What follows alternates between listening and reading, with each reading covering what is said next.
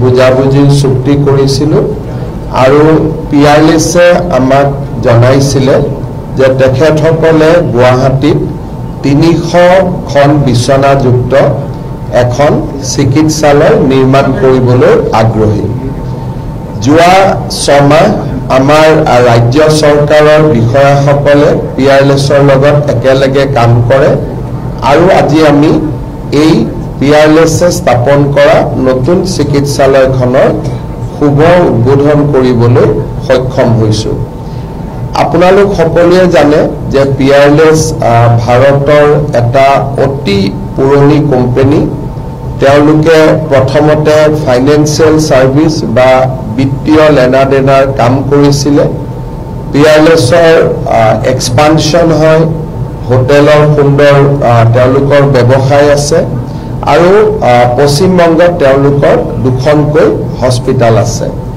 আজি তেওঁলোকে হস্পিটাল স্থাপন কৰিবলৈ আমাৰ গুৱাহাটীলৈ আহিছে আৰু মই ভাবো যে আমি এটা সফল হস্পিটাল এখন পাম।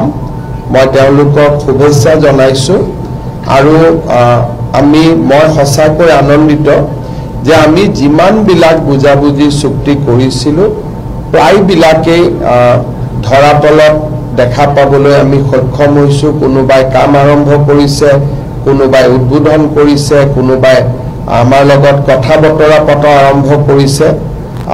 অসমৰ বিকাশৰ ক্ষেত্ৰত আজিৰ দিনটো এটা অন্যতম। মই পিয়াৰলেছক শুভেচ্ছা জনাইছোঁ।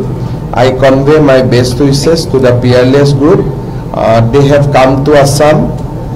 They have lot of business and services in West Bengal. They had a very good journey. They are still continue with that great journey. I hope that their new journey in Assam will be very, very fruitful, very, very successful. I convey my best wishes to Peerless on this momentous day. Today is also Ekadashi, second Monday of Savan. So very good day to start with, and I convey my best wishes. Thank you, sir. Thank you so much, sir. Political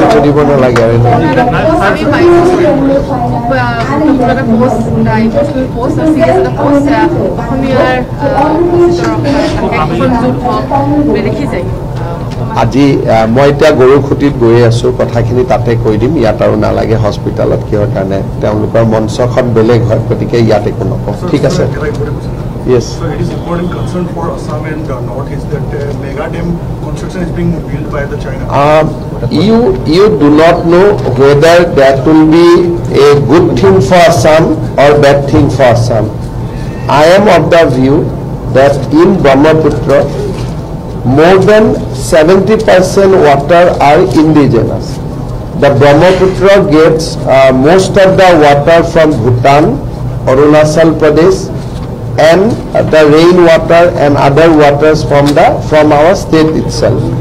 So there is a two scientific view. One, if Brahmaputra's flow is disturbed by China, then there may be less water, and consequently biodiversity will be affected. But there is a counter view that if less water come, it will also act as a flood cushioning. So I don't know which is correct, but Government of India is better judge. So Government of India will take a call on this, and I am sure that Government of India must be already having discussion with China, or they will have discussion with China. But immediately I am not worried because Brahmaputra is a mighty river and it is not dependent on single sources. Thank you. Sir, we have authored a book, The Journey. We're happy if you can just go through. Whenever I go to Calcutta, I always go to the Peerless to have Bengali food. Sir, I think I visited that place not less than 100 times. Sir, my sister is looking after. That's a great